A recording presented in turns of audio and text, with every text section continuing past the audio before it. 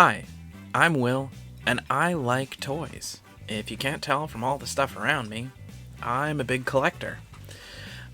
We've looked at a few different things from my collection. We've looked at some stuff I picked up in Europe. We've looked at some things that were in a giant Transformers lot. And I'm definitely going to have some other videos that feature different sections of my collection, like some of my favorite clearance finds, because I'm always checking the clearance section. Some of the figures I have and toys I have that are really weird or rare or odd that I will probably keep my entire life. And then we'll definitely talk about some of my favorite loose vintage collectibles, because a lot of the stuff around me I got secondhand, I got loose. It was, found baggied and or in bargain bins, and that's some of my favorite ways to find stuff. Is I'm not a new in-box kind of collector. You may see some boxes next to me. This is kind of a new thing for me to not throw them away. I'm gonna have to come up with a better option for those because they're taking up space. But so this time we're gonna look at some of. If you hear crunching or snorting in the background, that is my chunky lab and sidekick Luna. But this time we're going to look at some of the new items that I got in box, new this year, cracked open immediately, and have displayed happily in my collection.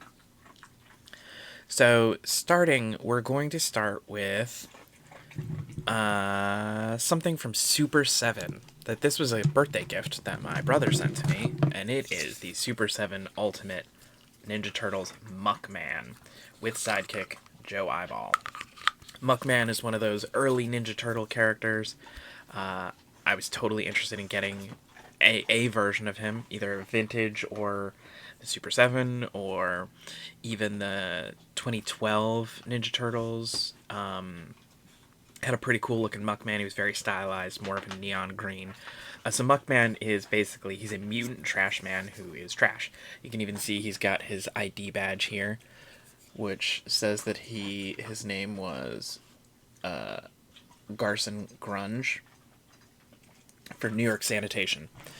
The original Muckman, in addition to having his trash backpack with his weird little mutant sidekick Joe Eyeball, he also had a gun that Super 7 did include. I just don't have it out because I've got limited space. And sometimes accessories fall to the floor and Luna or one of the other pets gets to them. But one of the features he had that this also does have is you could pop the top of the head off and pour slime in that comes out of the mouth, so it looks like he's oozing slime and trash. I don't think I'll ever put slime in this one. It is really cool. Well articulated. It's gigantic. He's got his clothespin on his nose. He's got his tentacle facial hair. He's got a hole through him, which was really cool. He's got all these little extra gross bits that on the original one were not painted, but on this version are. He came with a few interchangeable hands. I like this one a lot because it's showing that sort of like mushy ooze effect. But yeah, he's a fantastic figure. Gift from my brother. Totally knows me. We'll put Muckman over here on top of a bunch of Transformers. So the next thing is also a turtle character. And this was another gift, I think, from my mom. It is the Universal Monsters Michelangelo Mummy. I'm a huge Egyptian mythology fan. The Brendan Fraser mummy has a very special place in my heart. And I love Ninja Turtles. And the original 80s and 90s Ninja Turtle figures had Universal Monster crossover figures. I don't own any of those and have always wanted to. But as soon as I saw this is the only one of the monster crossovers I own. I love his belt buckle, has got that scarab. He's got the Eye of Horus on his pouches. His shell has awesome hieroglyphics mixed with sort of ninjutsu symbols on him. And that's fantastic. And then his nunchucks are Ankhs, and they have a real metal chain. He did also come with another head that has sort of more decay to it, as opposed to just this one eye and a sort of dry mouth where his teeth are exposed. But I like this one because it has sort of that shambling mummy look. Came with some extra bandage pieces that I tend to put on his feet because it looks like the bandages are trailing off. And then some extra hands. I do not have the weapon holding hands in right now because I like the sort of zombie mummy hands. So I'm very happy to add this to my collection. Another really cool thing that I got, which the package has been right there, is the Silver Centurion Iron Man from Diamond Select. I have never owned a Diamond Select action figure. I've been very interested because I love the Muppets, and just because they don't scale well with the Palisades ones, who I already have in my collection. That's why I haven't gotten them. But there's something about this era of Iron Man that I'm a big fan of. Specifically when he's on the West Coast Avengers, but it's not Tony Stark in the armor then, it's Rhodey, James Rhodes, War Machine. So I do wish it had come with that alternate head. It came with a bunch of fun blast effects, as you can see in the back of the package here. It came with a chest blast effect, hand ones, it came with fists that shoot these sort of like pill-looking, a couple of alternate heads, including one that has these goggles. But there's something about this sort of like bedraggled, I definitely am a recovering alcoholic Tony Stark face that I really like. So this sits proudly on my shelf, normally up here next to some Reboot and Doom Patrol figures, as well as a Captain Nemo from 20,000 Leagues Under the Sea. But yeah, so I really like this one. Then I have two from Boss Fight Studios, which are great. The first one is Boober, the Fraggle, from Fraggle Rock. I am a big Fraggle Rock fan, so much so that I have a Gobo tattoo. But yeah, I have Sesame Street and Muppet toys up there. I've got a Muppet over here that I designed at the F.A.O. Schwartz Whatnot factory up there next to my Gorgonites from Small Soldiers. But so, Boober. Now I finally have a Fraggle figure. I have a couple of Fraggle plush elsewhere and Fraggle books. But so I was very happy to get this. He looks really great. His articulation feels very fragile though, because of the thinness of the joints. So I'm very careful with him, very worried about breaking him because I do not want to have to like glue him or do some sort of repair job. But I'm happy to have him. Another one from Boss Fight Studios that I was very excited about is one of their Saurosauric warriors. So these are like mutant dinos in neon bright colors that have a very like 90s Ninja Turtles adjacent aesthetic to them. This is the Mosasaur, who they're an aquatic dinosaur. Normally they have flippers, but he's got actual feet and claws. He's got a giant gun. He has these removable knives, and he has a removable mask that has these tubes. The original one that I got, the first tube broke, and they were kind enough to send me a replacement. Don't hesitate if you ever have a broken toy to reach, and it's new, not a used one. As somebody who works for a toy company, don't reach out about a used old one. But reach out, and they might have a replacement part. But yeah, so that's him without his mask, and he's got an articulated jaw, and he's just so cool. I was very happy to get one of these. Some of the other ones in the series that they did are like Vikings and barbarians, or like sort of this like punk. Like there's like a Stegosaurus who looks like he could have been an extra in the Bob Hoskins, John Leguizamo Super Mario movie. But yeah, so this guy's awesome. Now, the next four are all Masters of the Universe related. I talked about this one, man-tenna, in my Toys from Europe, so we're not going to focus on him. But we're going to talk about three others that I picked up this year.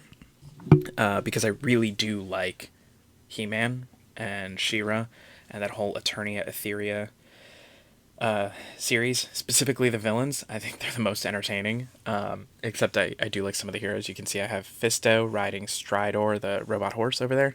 That is a Revelation Fisto riding in the Origins horse. It's not a quite perfect fit, but it looks good.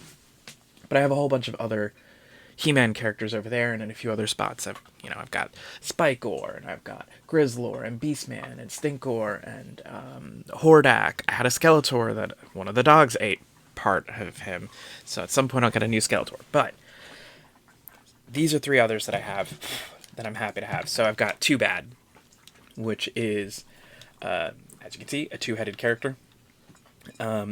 This is the Masterverse one. He's a big figure, like comparatively to some of the others. The story behind him, if you're not familiar, is they were two minions of Skeletors. I think it's Badrock and Tuvar, who constantly disagreed and would get in each other's way, and they bungled something, so Skeletor cursed them and had them be merged together. So yeah, they came with some great weapons, different maces, a shield, a battle axe that's got different, two different dragon heads on it. The shield even has like sort of a split. The armor has a split, and then there's this great texture. I have the He-Man 2000X Too Bad, which I think is really good, and in that one, he's taller and he's shorter.